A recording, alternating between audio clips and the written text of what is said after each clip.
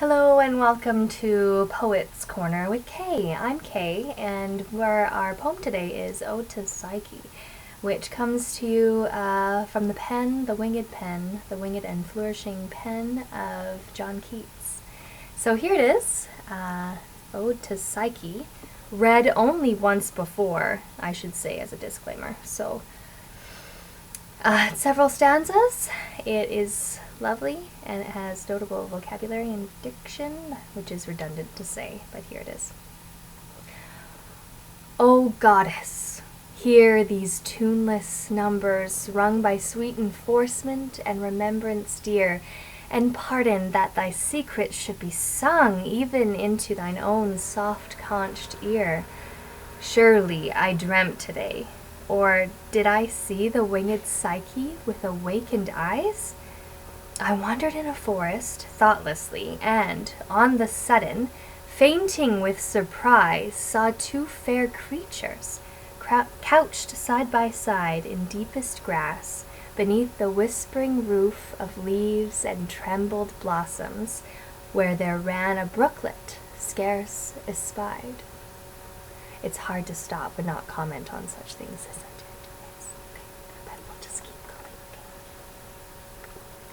Mid hushed, cool-rooted flowers, fragrant-eyed, blue, silver-white, and budded Tyrian, or Tyrian.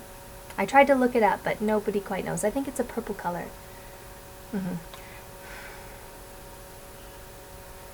They lay calm-breathing on the bedded grass, their arms embraced and their pinions too. Their lips touched not, but had not bade adieu. As if disjoined by soft-handed slumber, and ready still past kisses to outnumber at tender eye-dawn of Aurorian love. The winged boy I knew, but who wast thou, O happy, happy dove? His Psyche true. O latest born and loveliest vision, far of all Olympus's faded hierarchy, fairer than Phoebe's sapphire region star, or Vesper, amorous glowworm of the sky, fairer than these, though temple thou hast none, nor altar heaped with flowers, nor virgin choir to make delicious moan upon the midnight hours, no voice, no lute, no pipe, no incense sweet, from chain-swung censer teeming, no shrine, no grove, no oracle, no heat of pale-mouthed prophet dreaming. O brightest, thou too late for antique vows, too late for the fond believing lyre, when holy were the haunted forest boughs, holy the air, the water, and the fire.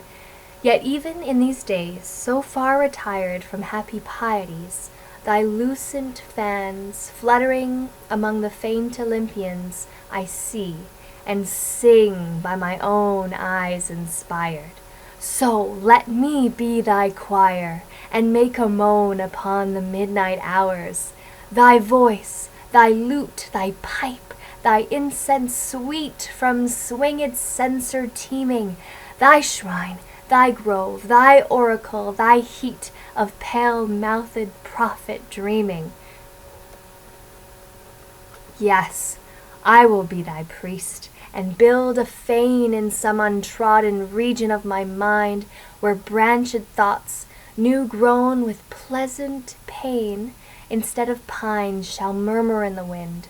Far, far around those dark clustered trees fledge the wild ridged mountains steep by steep, and there by zephyrs, streams, and birds and bees, the moss-laden dryads shall be lulled to sleep, and in the midst of this wide quietness, a rosy sanctuary will I dress with the wreathed trellis of a working brain, with buds and bells and stars without a name, with all the gardener fancy e'er could feign, who, breeding flowers, will never breed the same. And there shall be for thee all soft delight that shadowy thought can win, a bright torch, and a casement ope at night to let the warm love in.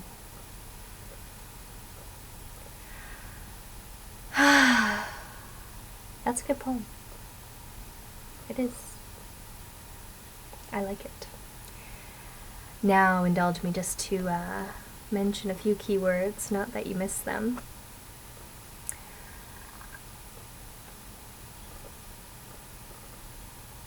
Trembled blossoms, a whispering roof of leaves and trembled blossoms. And the word brooklet. Duh. Why have we never used that word?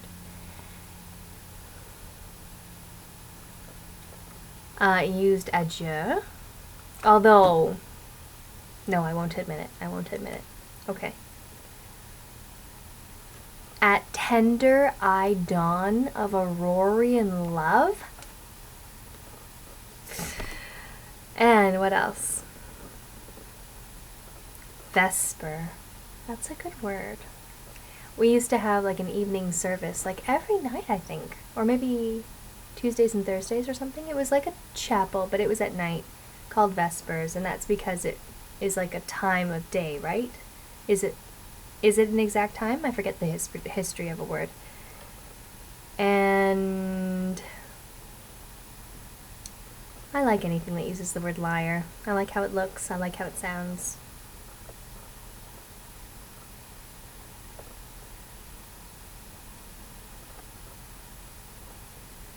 Moss-lane dryads shall be lulled to sleep. Oh, they're so beautiful. They're like the sylph. Actually, this poem should have used the word sylph. Yes. Yeah, so that's it. Ode to Psyche. Hope you have enjoyed Poets Corner. I've been your host, Kay, and I might be returning to this post again in the future. We'll see if Longfellow can inspire me enough. Over and out.